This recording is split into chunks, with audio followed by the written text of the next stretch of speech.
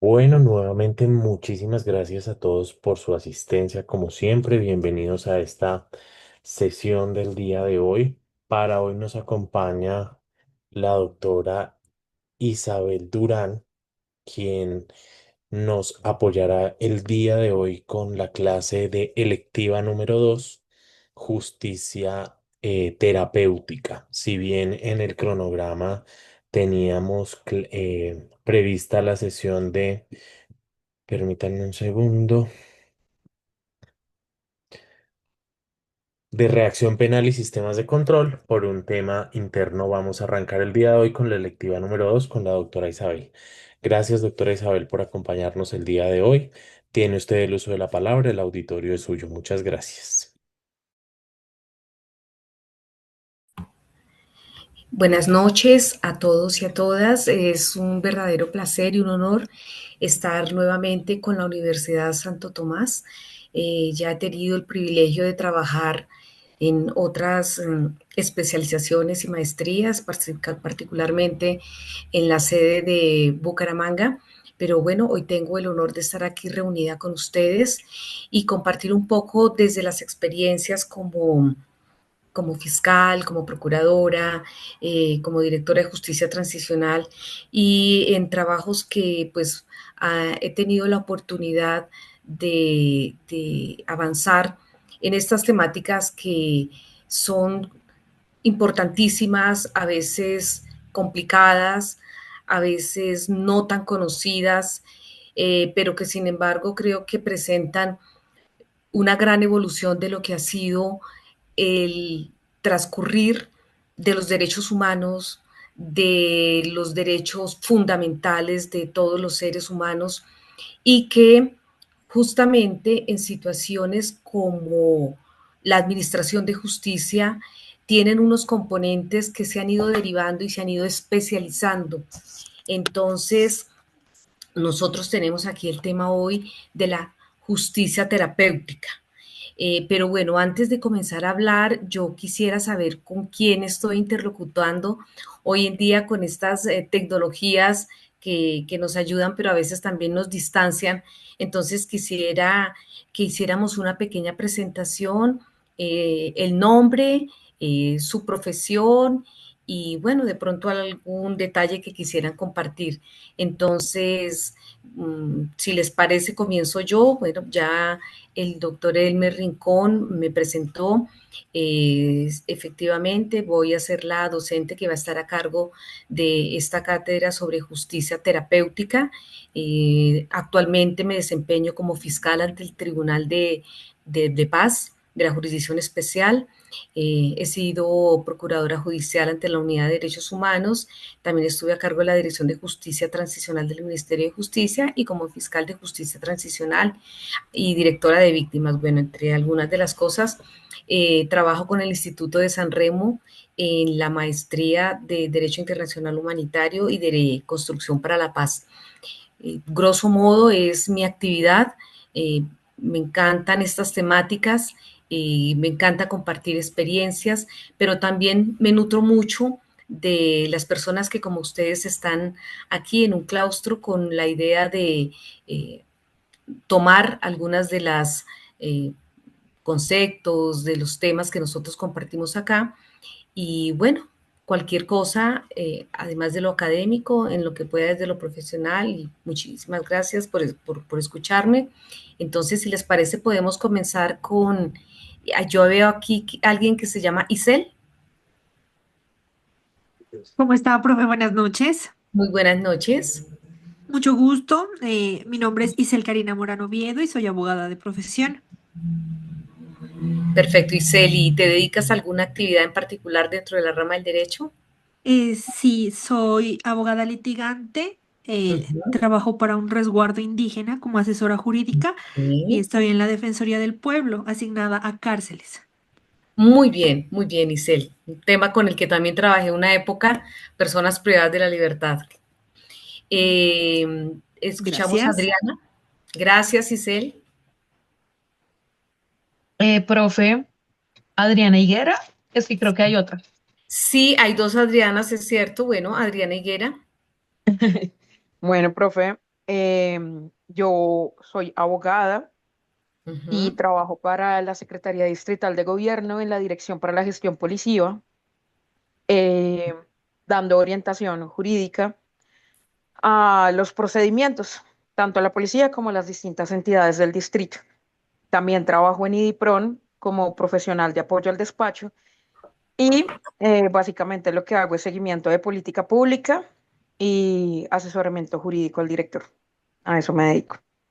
Bueno, muchísimas gracias, doctora Adriana. Seguimos, está también Adriana Vera, tenemos dos Adrianas. Adriana Vera, Hola, doctora, muy buenas noches. ¿Me escucha? buenas noches. Pues, doctora, yo soy abogada también y he trabajado como estudiante y como oficial mayor en juzgados municipales de Bueno, Salamanca. no entendí muy bien, pero le entendí que es abogada. Sí, sí, señora, ¿me escucha mejor?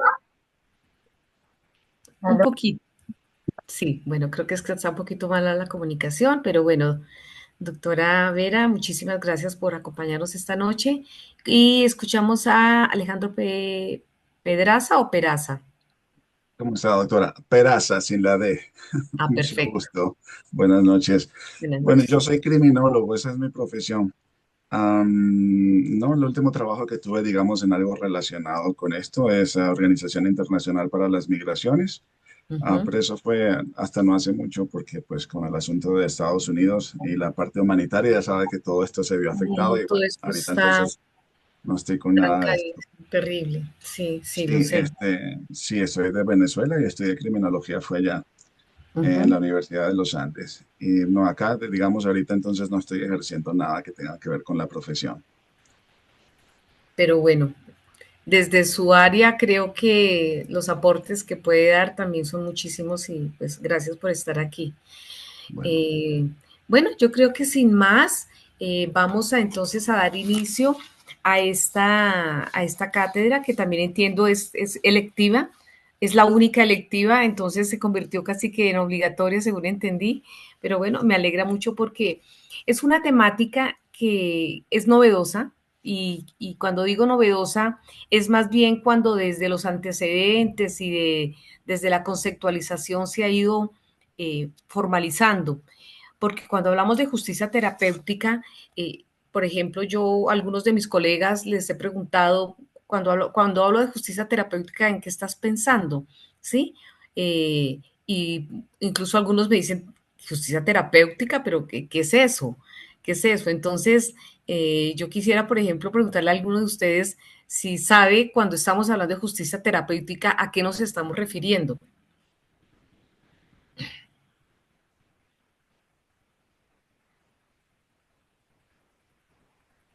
¿No saben o no quieren participar? No sé, la verdad. Aquí No, porque llegó, sinceramente no sé. No, doctora, no sabemos. perfecto. No, y no es reprochable porque, le repito, colegas que trabajan conmigo en temas que tienen que ver con derechos humanos, con justicia restaurativa, justicia transicional, y cuando les hablamos de justicia terapéutica hacen una cara como justicia terapéutica y qué es eso, a qué se está refiriendo. Entonces, esta es una justicia, como les decía, realmente es novedosa. Sus antecedentes se remontan más o menos como a la década de los 80, cuando algunos académicos y profesionales del derecho y de la salud empiezan a mirar este tema sobre cómo el sistema de justicia aborda problemas de salud mental y abuso de sustancias cuando suceden algunos delitos. Entonces, se ha pensado en esto, algunos eventos que se desarrollan y que contribuyen al surgimiento de la justicia terapéutica, por ejemplo, incluyen la crítica a ese modelo tradicional que tenemos sobre justicia. Entonces, como lo refería anteriormente, tanto los profesionales del derecho como de la salud. En este caso tenemos un gran exponente que ahorita más adelante vamos a hablar de él, que es David Weller. Se refiere a que cuestionan la efectividad del modelo tradicional de justicia que se enfoca principalmente en la punición y no aborda las causas subyacentes del comportamiento delictivo.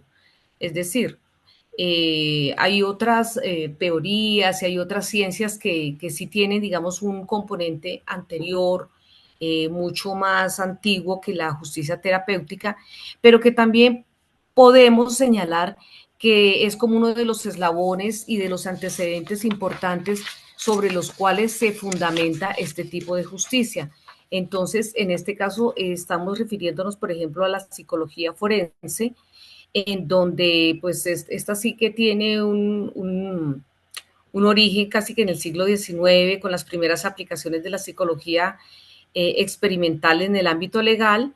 Tenemos, por ejemplo, el principal exponente en aquella época fue en Alemania, cuando en 1896, en un juicio sobre abuso infantil, se trae a un psicólogo para testificar dentro de este proceso.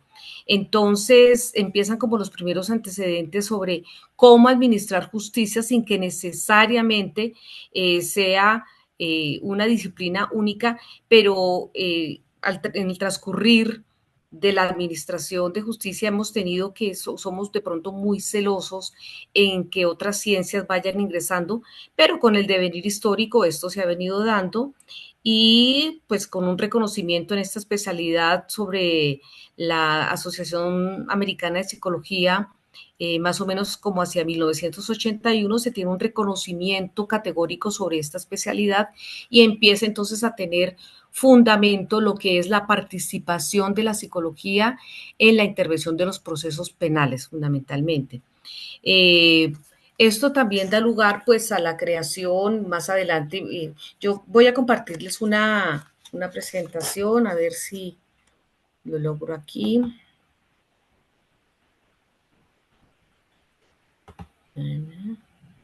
Ustedes me dicen si la ven.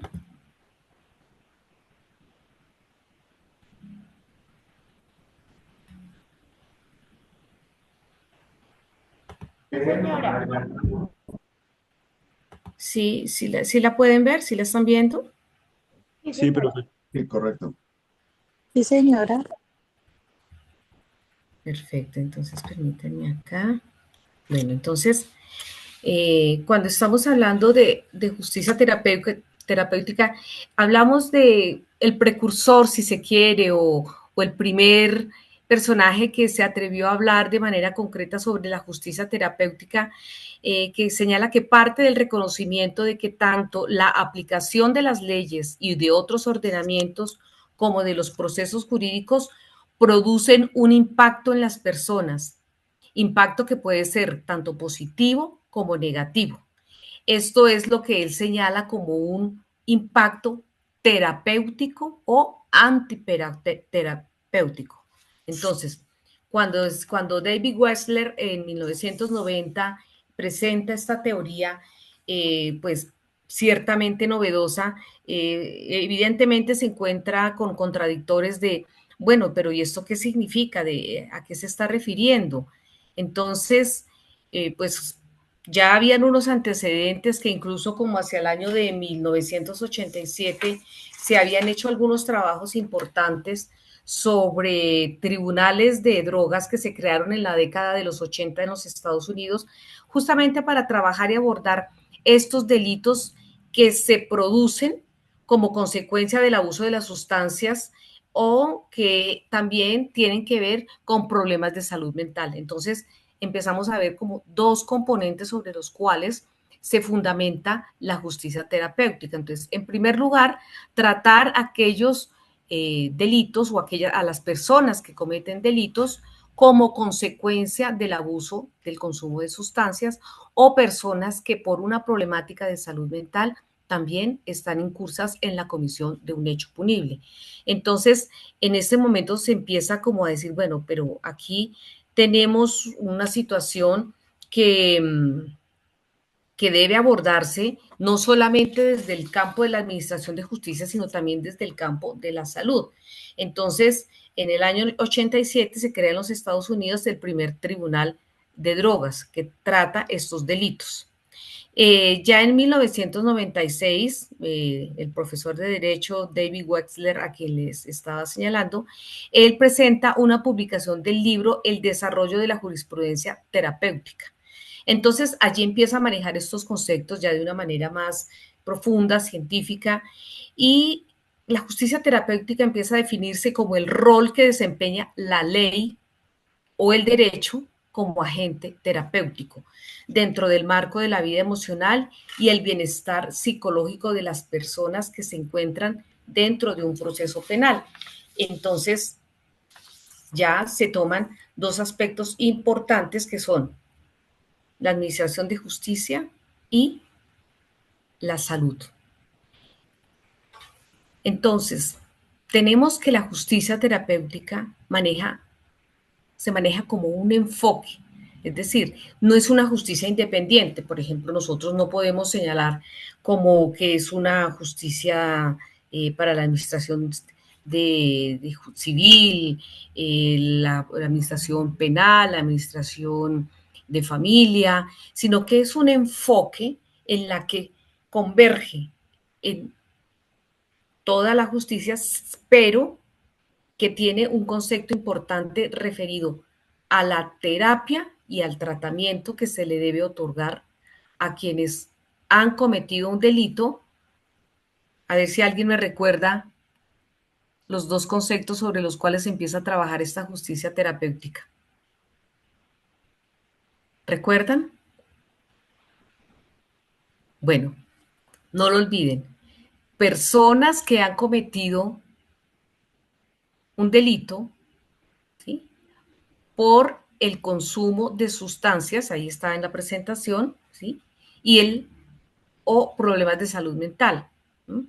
Entonces, es la alternativa a la justicia tradicional, ¿sí?, enfocándose en un tema de rehabilitación y de tratamiento, es decir, no solamente desde la punición, en donde el derecho tradicional pues investiga, si encuentra culpabilidad, pues juzga a prisión, medidas preventivas o medidas privativas de la libertad, en donde tampoco se resarce el daño causado a las víctimas.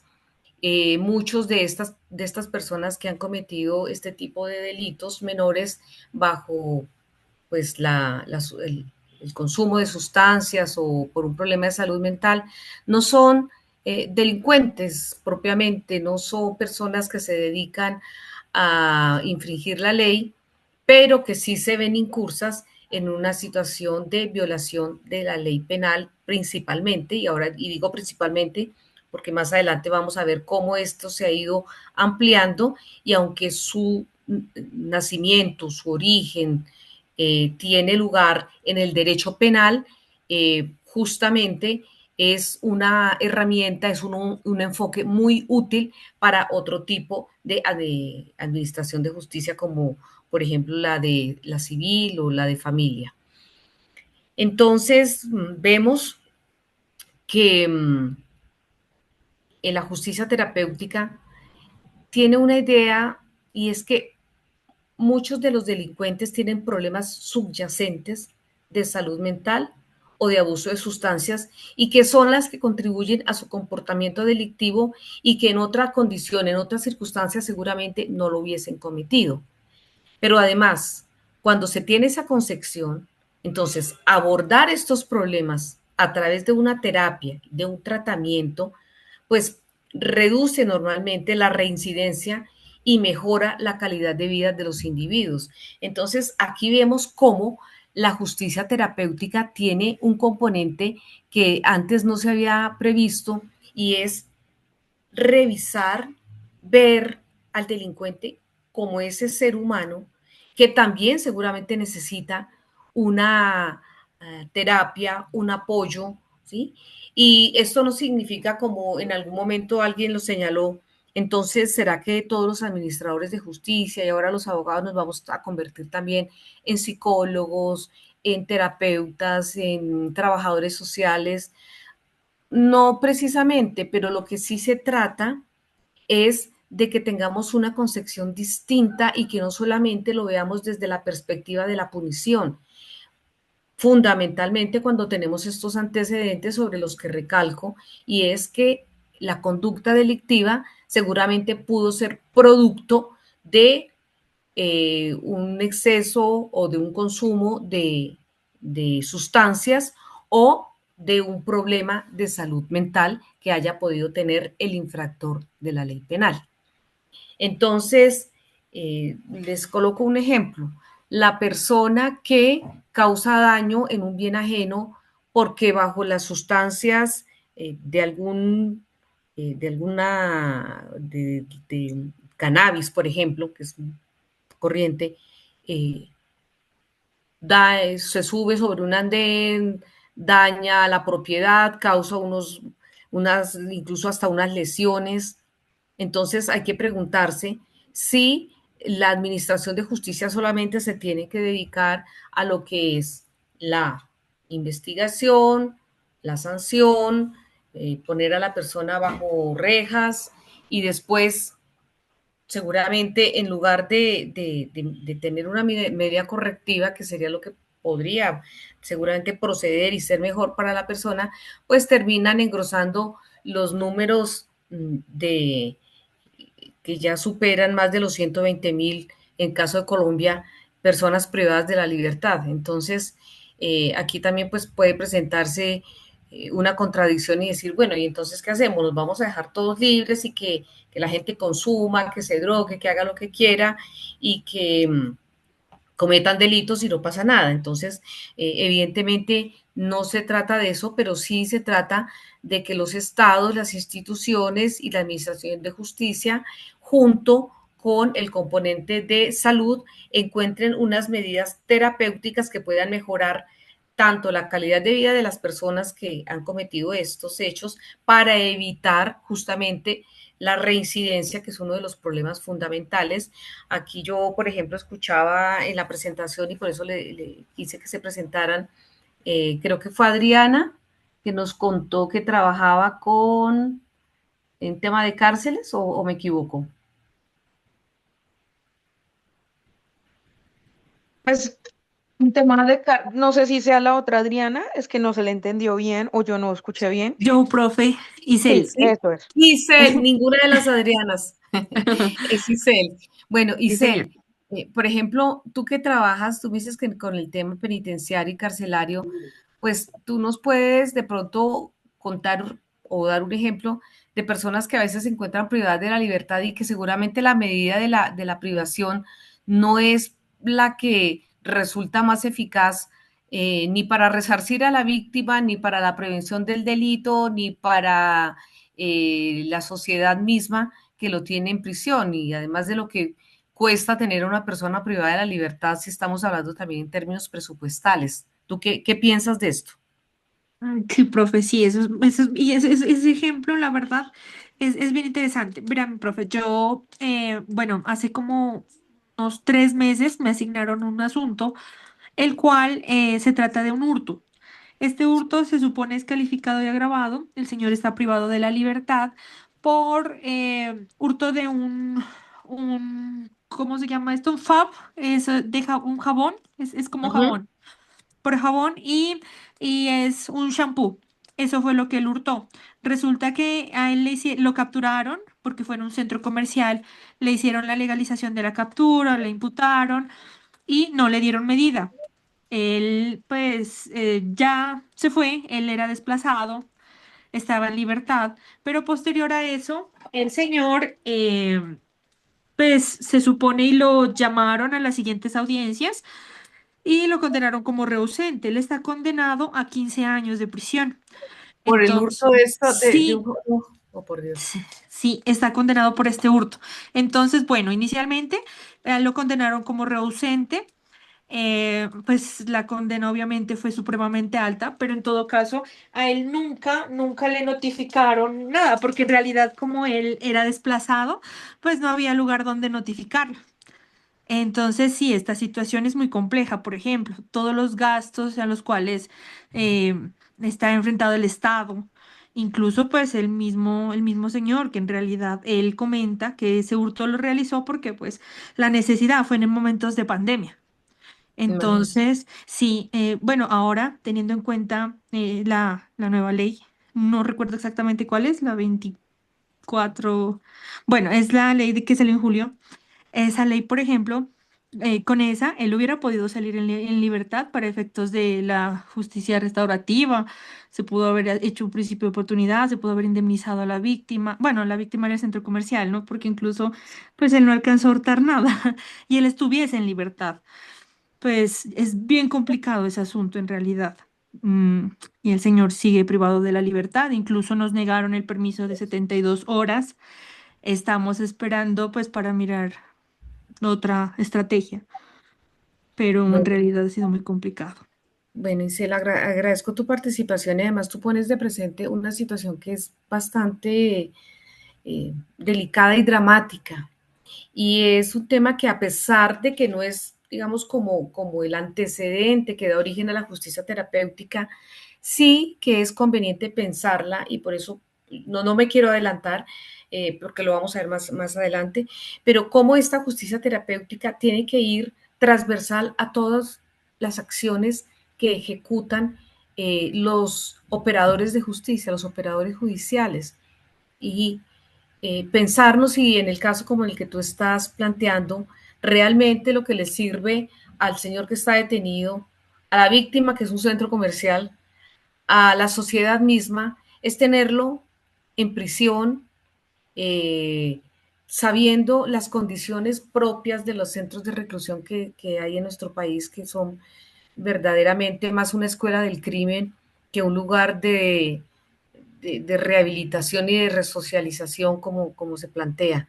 Entonces, aquí en este caso, pues no estamos hablando de una situación que se haya dado como consecuencia del abuso de una sustancia o de un problema de salud mental, pero hay otro componente que quizás es más dramático y es un tema de, de pobreza, de exclusión social, de las situaciones que día a día vemos en nuestro país y en el mundo entero, que no es solamente una situación que atañe a Colombia, pero que cada vez y sobre todo en América Latina nos vemos cada día abocados a unos temas sobre situaciones sociales que se criminalizan y que no solucionan la problemática, que no resarcen a las víctimas y que en términos de lo que aporta a la sociedad, pues realmente, si no es mínimo, es casi nada. Y de otra parte, si entonces se genera una situación de eh, gastos, aumentos en los presupuestos, porque ¿cuánto le vale a un Estado tener una persona detenida? No quiero decir que no existan las cárceles, pero realmente si la solución a un problema de carácter social es la cárcel, pues imagínense, estaría más de la mitad de la población detrás de las rejas. Entonces, tú planteas, si alguna situación que yo creo que vale la pena que la analicemos más adelante cuando tengamos mejores elementos y argumentos, y es cómo poder impartir una justicia terapéutica en todos los niveles, no solamente cuando se trate de situaciones que se deriven del consumo de estupefacientes o de un tema de salud mental, sino de otras condiciones que por la situación misma ameritan que tengamos una medida, y si me permiten el término, y entre otros, porque es, el que, es uno de los que se acuñan dentro de la justicia terapéutica, es de la humanidad que hay que tener frente a todo este tipo de situaciones.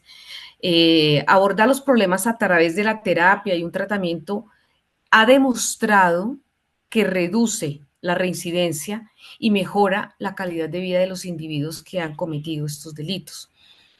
Tenemos ejemplos, ni siquiera tanto en Colombia, porque en Colombia realmente es muy nuevo, muy novedosa la incorporación de la justicia terapéutica, pero en países como Estados Unidos, Canadá, Nueva Zelanda, Inglaterra, aquí en América Latina, México, Chile, son quienes podemos decir son pioneros en esta temática, eh, tienen cifras que muestran cómo esta justicia terapéutica ha contribuido de manera importante a que no haya reincidencia y segundo, al mejoramiento del comportamiento de vida de estas personas que han delinquido de sus entornos familiares y de su entorno social. Entonces, la justicia terapéutica resulta beneficiosa tanto para los individuos que tienen el problema de salud mental como que han consumido sustancias, porque no solamente evita la reincidencia, sino porque es una justicia que proporciona un apoyo, ¿sí? Que puede proporcionar ese apoyo a los individuos, a sus familias, incluso al entorno social. Entonces, no solamente pensando que de manera punitiva y con penas privativas de la libertad estamos solucionando estas temáticas, sino que existen otras maneras que nos lo ofrece, que nos lo pone a la mano esta justicia terapéutica. Entonces, tenemos unos enfoques muy importantes que nos ofrece y que han sido, lo refería hace un momento, sobre la humanización de la justicia. Entonces, cuando nosotros hablamos de la humanización de la justicia, es que los procesos judiciales sean más comprensivos y empáticos, que los operadores judiciales puedan sentarse frente a una persona que esté indagada, que esté acusada, y que el solo hecho de escucharla, tener empatía, oírla, mirarla a los ojos, pues seguramente va a generar una situación de otro de los enfoques, y es el bienestar que se pueda producir en las personas que se encuentran en estos estrados judiciales o que se encuentran incursos en este tipo de situaciones de investigaciones por procesos judiciales. Otro componente que es muy, muy importante es el tercero, y es la participación voluntaria. ¿Esto qué significa? Que en los programas terapéuticos es el individuo, es decir, tanto puede ser el fiscal, el juez, quien se lo propone, pero son los individuos quienes de manera voluntaria toman el control de su tratamiento y de su rehabilitación, y son quienes muestran la voluntad de que efectivamente desean participar de este tipo de justicia terapéutica.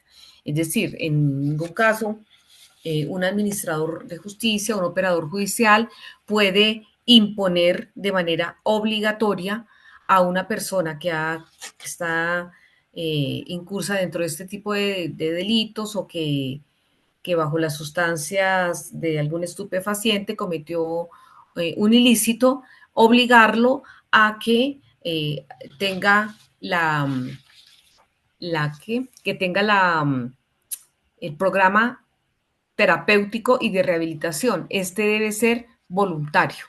Entonces, esa voluntariedad además permite que la persona tenga esa posibilidad de entender lo que está pasando, lo que está viviendo, y la importancia también de su rehabilitación. Es decir, cuando esta participación es voluntaria y no es impuesta, pues el resultado es muchísimo más efectivo que cuando se impone la medida, porque entonces lo va a ver es como una sanción y no como una posibilidad de mejora, de rehabilitación, de ayuda, de terapia, que le puede ayudar no solamente en su proceso penal, en este caso, sino que también en su proceso y en su proyecto de vida, lo cual, como lo dijimos anteriormente, se ve reflejado en que muchas de estas personas mejoran su situación propia, su situación de vida, no vuelven a reincidir. Hay una tasa alta de personas que son sometidas a esto y que no vuelven a reincidir o que no vuelven a cometer delitos. El enfoque, pues, de la colaboración interdisciplinaria, la justicia terapéutica requiere la colaboración de profesionales de diferentes disciplinas. Lo decíamos al inicio de nuestra charla, cuando se critica o se tiene una, digamos, como oposición al tema de la justicia terapéutica, porque pensamos que como operadores judiciales entonces ahora nos tenemos que volver psicólogos, psiquiatras, trabajadores sociales o esto. Entonces, no, se trata es justamente de armonizar esas otras ramas de la que tienen digamos, un componente importante en la rehabilitación y que pues estas disciplinas como la psicología, como la de medicina, los profesionales en la salud mental, trabajadores sociales y expertos que proporcionan un enfoque integral en la rehabilitación de las personas que se someten al tipo de justicia terapéutica cuando se les ha presentado, cuando se les ha ofrecido esta oportunidad y las instituciones al servicio de la sociedad en general, en este caso de las personas que han cometido una infracción a la ley, en estos componentes que hemos referido, tienen esa oportunidad de rehabilitación en la terapia que se les puede ofrecer. Entonces, ese es otro como de los enfoques importantes. Tenemos un enfoque que está referido a la comunidad y esto no es otra cosa que si proporcionamos servicios de apoyo a los individuos en su entorno natural, en su entorno social y, e involucramos también a la sociedad, pues seguramente esto va a proporcionar elementos muchísimo más valiosos para que las personas, digamos, se reincorporen, se rehabiliten y se reinserten a la vida social y con el apoyo de su comunidad. Aquí quisiera detenerme a hablar un poco de una justicia que está muy de la mano con la justicia terapéutica que tiene que ver con la justicia restaurativa.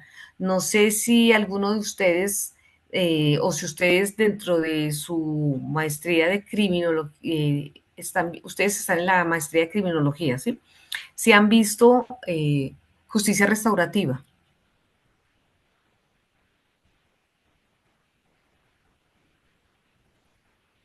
A ver, por aquí una participación voluntaria.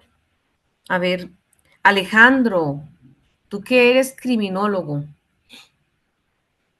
No, digamos, en lo que hemos estudiado de clases, no se ha hablado de la parte de justicia restaurativa. Y digamos, por la experiencia que tengo como criminólogo en Venezuela, que es donde principalmente trabajé, tampoco había oído nombrar la parte de justicia restaurativa, para ser sincero. Eso para mí es nuevo. Ok, bueno, perfecto. Entonces, que sea la oportunidad. No sé si alguien tiene idea cuando hablamos de justicia restaurativa a qué nos estamos refiriendo. Yo, profe. Es que Ok, le Adriana. le quería también hacer una pregunta. Sí, señora. Nosotros en IDIPRON trabajamos con adolescentes y jóvenes, es decir, Ujú. personas hasta justo antes de cumplir los 29 años, con conflicto con la ley. Y una de las preocupaciones que surgen siempre al abordar el tema de justicia restaurativa es cómo hacer que en realidad sea restaurativa y que esto no se convierta en una, disculpe que utilice la palabra tan vulgar, en una alcahuetería, y que el chico, pues así le decimos los chicos, el Sí, adolescente o el joven, vuelva y vuelva y vuelva a reincidir porque lo que nosotros queremos principalmente es prevenir el delito. Pero si sí, ya el delito existe, pues prevenir futuros delitos y que en realidad entienda que pues debe reparar. Ahora, dentro del enfoque de justicia restaurativa, pues ya entrando a la pregunta, no quiere decir que la víctima tenga que hacer las paces con el agresor, ujú, no quiere decir que pues sí es como darse la mano y no pasó nada, no, ujú. no, la justicia restaurativa va más de reconocer que hay un daño, que Así existe un es. daño y que hay que repararlo de alguna forma, pero no solo a la víctima, sino también a la sociedad en general, pues a las personas que inciden, que tienen una incidencia. No, que tiene una incidencia, no, que están alrededor de la víctima, porque no solo la víctima es la persona agredida, sino también su círculo. Entonces, pues, eso, profe. Muchísimas gracias, Adriana. Bueno, muy importante, muy valioso lo que tú señalas. ¿Te cambié el nombre? No, Adriana, si bien. Ah, ok. Muy importante lo que tú señalas porque efectivamente cuando hablamos de justicia restaurativa se ha confundido un poco en que tú lo dices de una manera muy coloquial, pero es eso, como que yo cometo el delito, te causo un daño víctima, luego te pido perdón y ya, todo quedó igual. Y no, no. la justicia restaurativa quizás es uno de los reconocimientos más importantes justamente para esas víctimas que durante los procesos penales son casi que invisibles, es decir, solo son vistas al momento de colocar la denuncia y después ni siquiera se sabe qué pasó con su reparación, si ellas pueden saber y participar dentro del proceso. Bueno, yo quisiera sentirme reparada de esta o de esta manera. Eh, Tú lo decías muy sabiamente, es que no se le puede obligar a una víctima a perdonar. Esto creo que es el derecho más sagrado que puede tener cualquier ser humano, y es esa posibilidad de decir perdono o no perdono. En muchos casos dicen, y bueno, seguramente así es, gana más el que perdona porque se quita de encima esa carga, eh, pues contra quien le ofendió. Pero evidentemente, y esto lo digo yo ya desde el trabajo propio que realizo con víctimas de graves violaciones a los derechos humanos, víctimas de graves infracciones al derecho internacional humanitario. Entonces, la pregunta es uno, ¿cómo cuando hablamos de reparación, cómo reparas una víctima, mm, por ejemplo, de una desaparición? ¿Cómo reparas a una víctima por el homicidio de un ser querido? ¿Cómo reparas a una víctima por una violencia sexual? ¿Sí? Y de ahí para allá, pues toda la cantidad de crímenes terribles que se han cometido en nuestro país y que pensamos que en un marco de justicia restaurativa, pues sencillamente es otorgar el perdón y que la víctima diga, ah, bueno, ya lo perdono y ahí quedó y entonces con esto obtenemos unos beneficios. Entonces es muy complicado y es difícil realmente, pero pues aquí no me quiero meter en otro terreno que no es propiamente el de la justicia terapéutica. Pero para responderte, Adriana, decirte que efectivamente es muy difícil y sobre todo cuando estamos hablando de jóvenes que son consumidores y que en muchos de los casos delinquen para obtener, pues, digamos, la dosis de su propio consumo, que reinciden una y otra vez. Y entonces la pregunta que uno tendría que hacerse es, ¿será que esos programas de justicia terapéutica, y que en este caso pues supongo yo no se llaman así porque tienen unos nombres distintos, aunque sus componentes y sus enfoques tienen mucho que ver con la justicia terapéutica, pero que de pronto se han trabajado más desde la justicia restaurativa y de la prevención del delito, de la seguridad ciudadana, y que por ejemplo, pensémonos cuál es ese proceso que vive un joven de estos, ¿no? Entonces, aquí nos vamos a estrellar con una temática que también tiene que ver con el ejemplo que lo colocaba hace un momento nuestra colega Isel, y es el tema de pobreza, ¿no? De falta de oportunidades, de excluidos socialmente, de personas y jóvenes, niños, niñas, víctimas de los conflictos armados, desplazados por la violencia en muchísimos casos que han venido a engrosar los cordones de miseria y de inseguridad de estas ciudades como Bogotá, que no solamente son frías en su clima, sino son frías en el trato. Es un problema bien complejo y por eso en Colombia quizás hablar de justicia terapéutica es muchísimo más complicado todavía que en cualquier otra parte, porque a nosotros se nos junta un problema que no solamente es de pobreza y de falta de oportunidades, sino que tiene que ver con un conflicto armado que pareciese no tener fin. Entonces, de todas maneras, para no desviarnos del tema, cuando señalábamos que el enfoque en la comunidad es cómo incorporar a este tipo de personas que han delinquido bajo los efectos de, de un estupefaciente o que algunos que ya tienen es un problema de salud mental, cómo afianzar ese trabajo desde lo terapéutico, pero hablando de lo terapéutico desde una perspectiva completa, ¿sí? Y coherente con lo que es el principio de la justicia terapéutica. No es solamente como tenga una cita por allá con un psicólogo y nunca más nos volvemos a ver, ¿sí?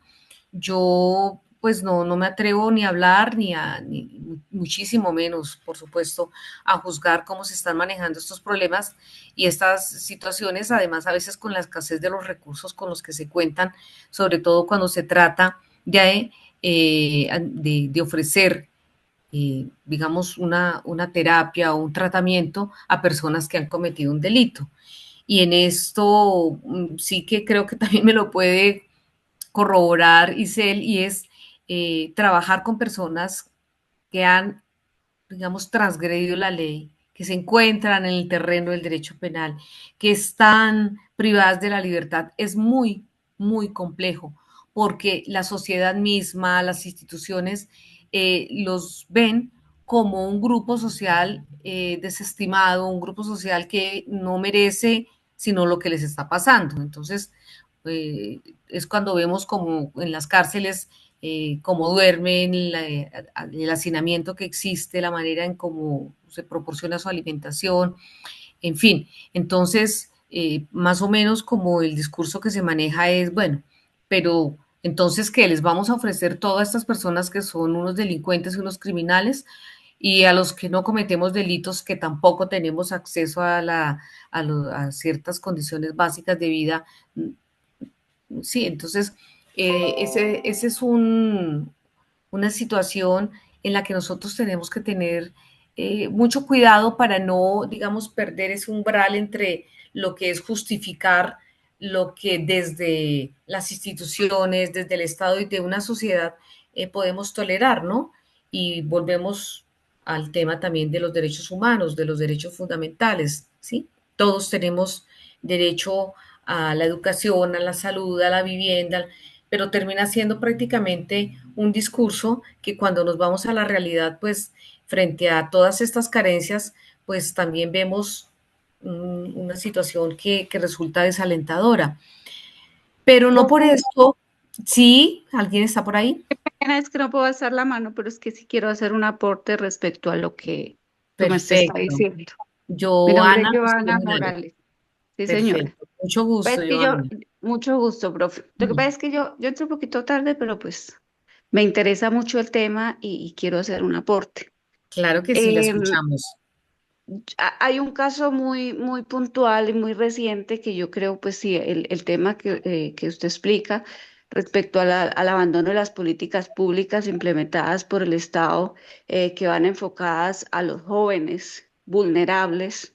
Así es. Digamos que sí hay que hacer un análisis profundo porque quiero poner un caso puntual, que es el joven que acabó de asesinar al senador Miguel Uribe. Entonces, eso no es justificación porque él estaba incluido en un programa de políticas públicas de jóvenes en paz que tenía el Estado y el Estado, digamos, que le ha proporcionado muchas herramientas para que él estudiara, para que él, junto con su núcleo familiar, digamos, se resocializara porque ya tenía antecedentes. Entonces, digamos que yo no estoy tampoco muy de acuerdo en que el contexto social o que el nivel de pobreza es el que justifica para que una persona sea criminal. Yo creo que como Estado se están fallando en las políticas públicas que se están implementando y como bien lo decía en el congreso que tuvimos la semana pasada el doctor Cancino, lo que pasa es que en este país no hay penas efectivas o penas, digamos, con este apoyo que usted está mencionando psicosocial efectivo. Entonces, digamos que hay casos en que de pronto sí la persona carece de recursos o por X o Y situación que crece en un contexto social de violencia o sus padres lo abandonaron, etcétera. Sí, hay muchos casos, pero yo creo que sí, en este momento en que está el país, sí hay que hacer un análisis profundo realmente qué es lo que está ocurriendo y dónde está fallando el Estado en las políticas públicas que se están implementando, porque digamos que la política pública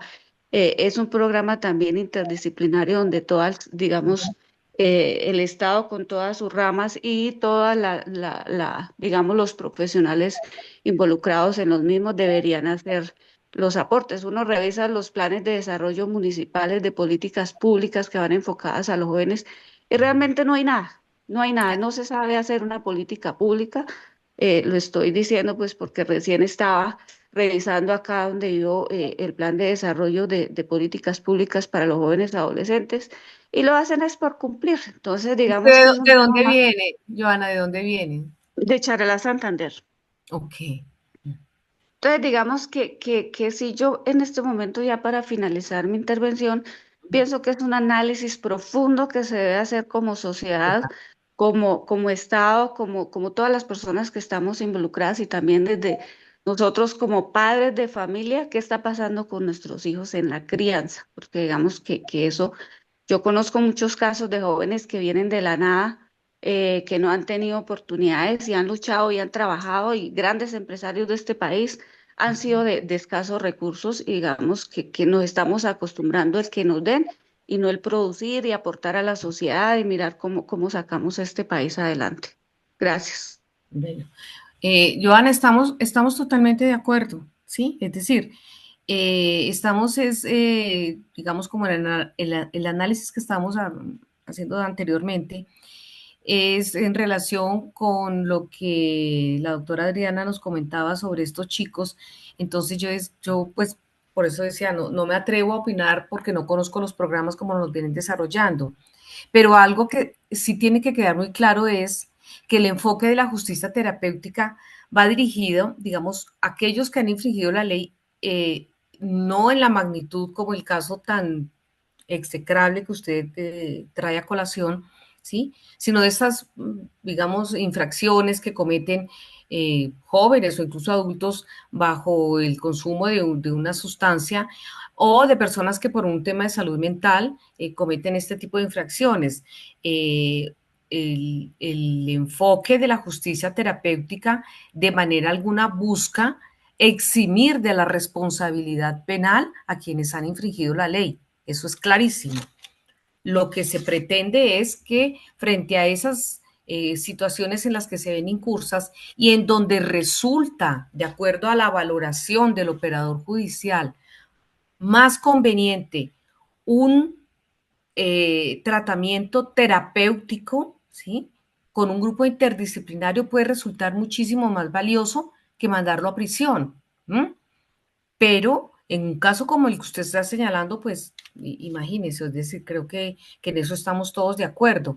Y por eso reafirmar que la justicia terapéutica de manera alguna busca eximir a los responsables de la comisión de los delitos, eximirlos de decir, el amparo, no el amparo, más bien de la ley penal y del amparo que deben tener las víctimas que se puedan producir con ocasión del delito que se cometa.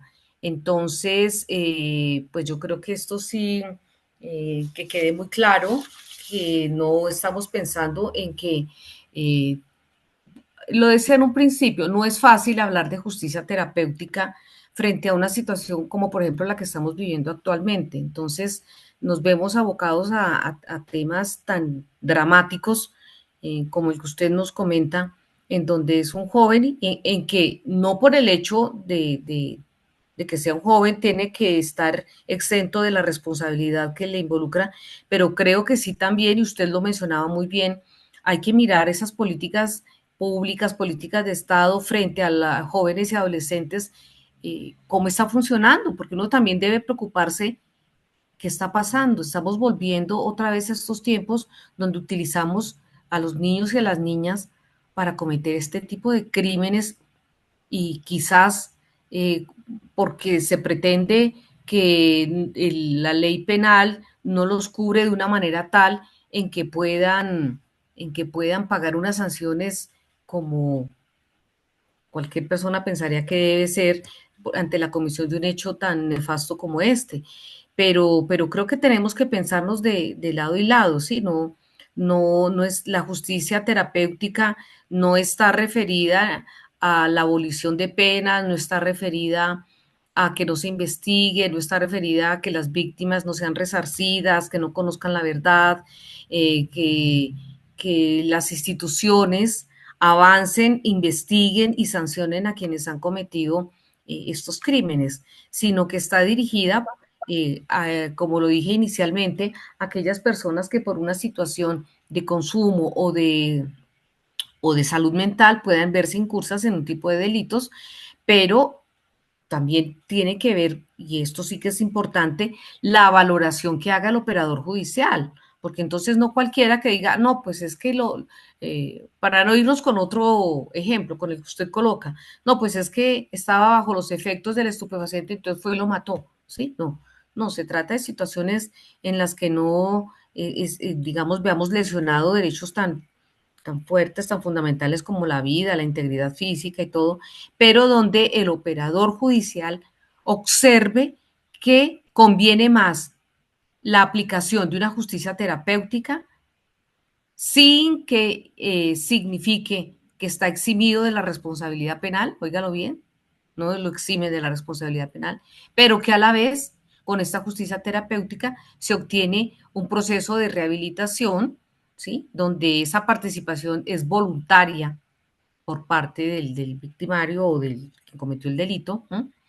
Y que de alguna manera también busca, pues, tener unos resultados muchísimos más valiosos en términos de restauración, en términos de rehabilitación del delincuente y en términos de la no reincidencia. Entonces, esto no es blanco o negro, ¿no? Tiene que ser objeto de una valoración, de una acción interdisciplinaria y en la que efectivamente pues estamos obligados como Estado, como sociedad, como país. Está levantando la mano Yamile, ¿la escuchamos? Doctora, buenas noches. Buenas Buenas noches a todos. noches. De pronto quisiera, pues como a manera de ejemplo, si estoy entendiendo bien el tema, en el caso del niño que asesinó a su padre y a la hermanita y que tiene 14 años, podría pues encajar la justicia terapéutica. En este caso, sí sería más viable.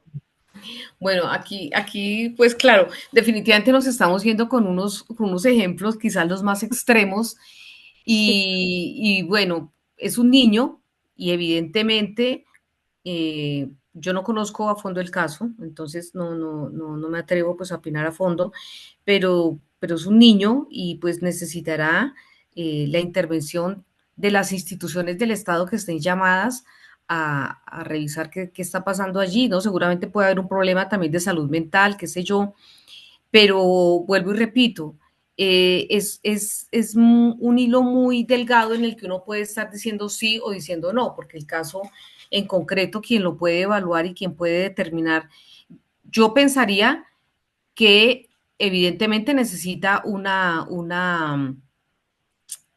digamos, una intervención, ¿sí? Psiquiátrica, psicológica, eh, y ya la justicia penal, no sé cuántos años tenga el niño, penal para jóvenes y adolescentes, tendrá que revisar ya el tema de la situación de imposición de penas. Pero vuelvo y repito, es la valoración también del operador judicial la que determina en cada uno de los casos cuál conviene más o cuál conviene menos. Los dos ejemplos que se han puesto aquí en este momento, estos dos últimos, pues de verdad que son extremos y de una gravedad absoluta en los que uno definitivamente dirían que no, que justicia terapéutica, o sea, no, aquí esto no tiene nada para resarcir daños tan enormes como los que se han causado y lesiones tan enormes que se han ocasionado.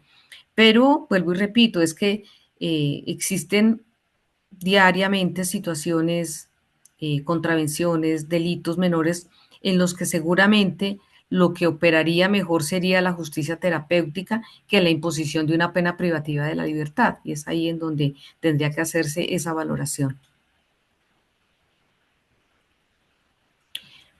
Bueno, ya Profe, son las 8:04, pero sí, a ver si los escucho. no, sí, profe, ahí para complementar lo del caso del niño que la compañera acabó de mencionar, digamos que yo sí conozco bastante del caso.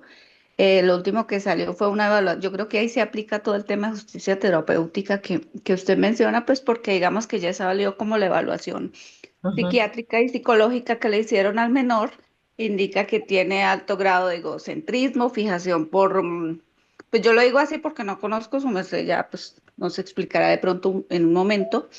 Fijación por los como admiración hacia los narcotraficantes como Pablo Escobar y como personas de ese tipo. Fue como el concepto que sacó la parte, pues el psiquiatra y el psicólogo, que se cree un ser superior. Ok. Sí, bueno, como les dije, no conozco el caso a fondo, más de lo que hemos escuchado en las noticias, pero sí, será en este caso, digamos, quien esté a cargo del proceso de este joven, quien determine, pero es decir, creo que aquí sí necesariamente un jovencito de estos que cometa un crimen tan atroz, pues bien de la cabeza no puede estar. Entonces, sí que requerirá pues una justicia terapéutica, eh, pero también tendrá que, como lo decíamos al principio, yo creo que fue como con los primeros que empezamos, es un tema de abordar esos problemas, la justicia, la terapia, el tratamiento, es decir, no son excluyentes, sino que por el contrario es una alternativa que se conjuga en pro de revisar estos comportamientos y pues en el caso de estos jóvenes, pues la situación es muchísimo más compleja, pero decirles que la justicia terapéutica también va dirigida no solamente a un tipo de agresor de este tipo de crímenes tan execrables, sino de lo que comúnmente y a diario vemos en la cotidianidad de personas que infringen la ley, eh, no con situaciones como esta, sino de pronto con hurtos menores, con lesiones, con sí, contravenciones, y que podría ser muchísimo más valiosa la intervención de una justicia terapéutica que enfrascarnos en una sanción solamente privativa de la libertad, porque es que no quiere decir que porque les van a administrar y que porque se comprometen a recibir un tratamiento terapéutico están exentos de responder ante la ley penal. Eso que quede muy claro. Bueno, si les parece, dejamos por hoy aquí. Son las 8:08 tengo yo.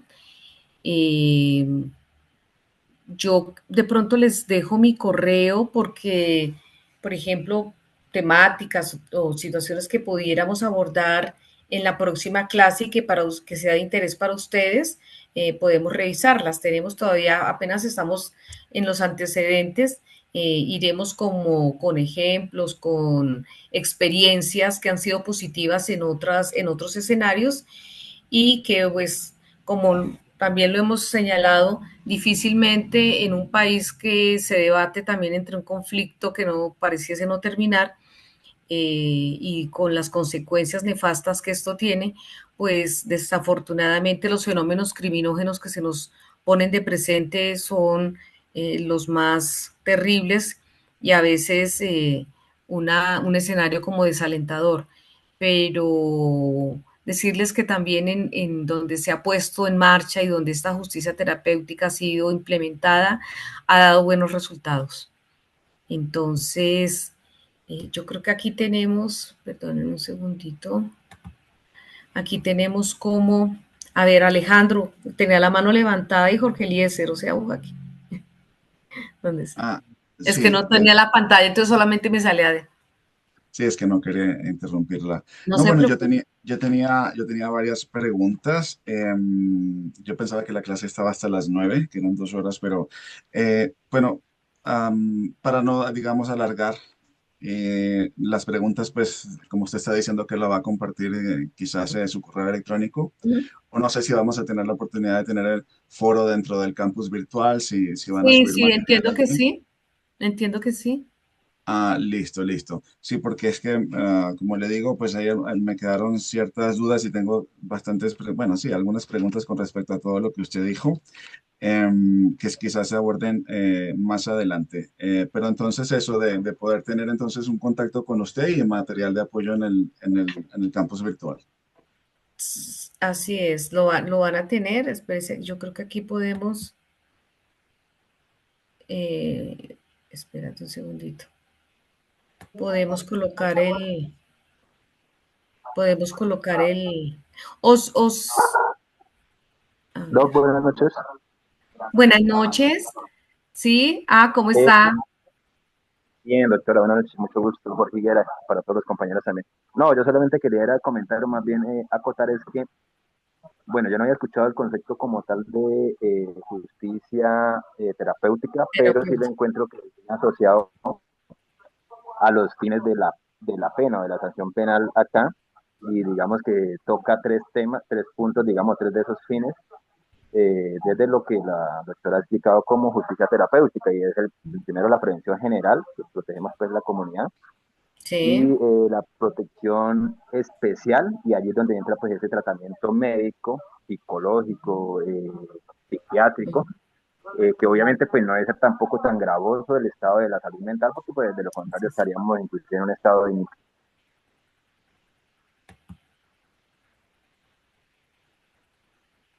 ¿se me fue el sonido a mí o ustedes están escuchando? Se fue completo. De hecho, hasta la imagen. Jorge Eliezer, ¿está ahí?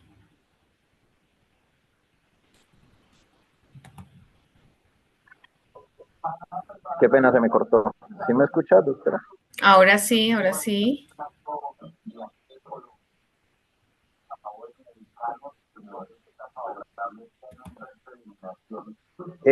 Retomando, entonces, encontrar, digamos, esos dos fines, lo de la protección, prevención general, prevención especial, y Sí, también el tema de la rehabilitación, ¿sí? De acuerdo a lo que hablaba la doctora, entonces lo encontramos, pero acá lo encontramos ya ese en la sanción, ¿sí? En la sanción penal, o inclusive se podría aplicar de pronto en las medidas preventivas como sí. las medidas de aseguramiento, Claro, es pero que digamos que durante el desarrollo de la actuación penal, hasta el tratamiento como justicia terapéutica, eso sí no va a pasar. sí, sí, digamos que, pero bueno, es que aquí nos estaríamos adelantando porque, por ejemplo, por lo menos en Colombia ha sido previsto, y esto es un trabajo muy, muy valioso que ha desarrollado el Consejo Superior de la Judicatura, que ha tratado de implementar y que ha estado como en la dinámica de la justicia terapéutica, se señala como dentro del principio de oportunidad que puede la persona acogerse y aceptar ese tratamiento. Pero bueno, pues lo veremos más adelante, pero sí que tiene también, digamos, un fundamento y por eso surge quizás desde el derecho penal esta justicia terapéutica y es empezar a mirar cómo abordar este tipo de delitos que se cometen, de las personas que los cometen, cuando están en esa situación que pues es por un abuso de estupefacientes o de sustancias o porque tienen un problema de salud mental. Entonces, pero sí está pues relacionado, por supuesto, y no está lejano de lo que tiene que ver, de lo que tendría que ver con los fines de la pena, que en realidad, y ahora que usted lo menciona, pues de manera general podríamos decir que solamente se ha encargado como del tema ya eh, muy de punitivo y de devolverle a la persona pues lo que por el delito que se ha cometido, imponerle una pena restrictiva de la libertad. Pero pues es un tema que sí vamos a abordar más adelante, el momento en que se puede acoger, cómo sería, con unos ejemplos, para que pueda quedar más clara la temática. Eh, yo aquí estaba mirando cómo colocar el correo, en, pero pues si lo quieren tomar, se los dicto, porque no estoy mirando acá en el chat, no sé por qué no me deja. Si no lo puede editar, todo lo apuntamos Entonces, acá. más bien, ¿cierto? Más bien es Isa Durán, Isadurant,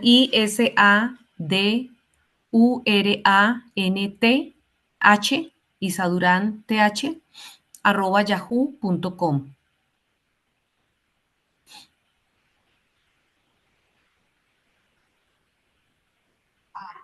Doctora, ¿Isa Durán TH o PH? T de torre, th@yahoo.com.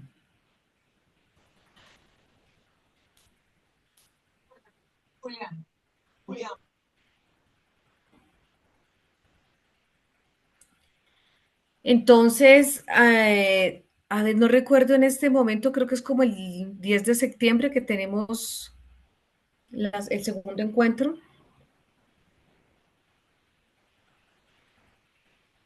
Sí, señora, 10 de septiembre. 10 de septiembre.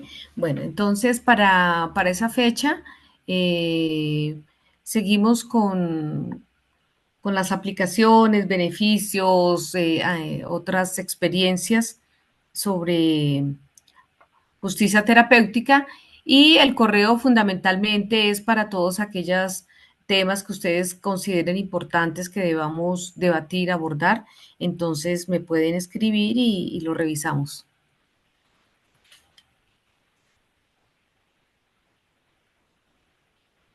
Bueno, Vale, muchas gracias. perfecto. Entonces, por hoy quedamos. Muchas gracias. Bueno, a ustedes muchísimas gracias por participar y por estar aquí en esta sesión del día de hoy. Nos veremos el 10 de septiembre y quedo atenta a las observaciones y también pues a los planteamientos que ustedes consideren importantes. Gracias, doctora. Esté muy bien. Gracias, feliz noche. Bueno, a Muchas ustedes gracias a todos. que Gracias, estén profe. muy Feliz bien. noche. Buenas noches a todos. Muchísimas gracias.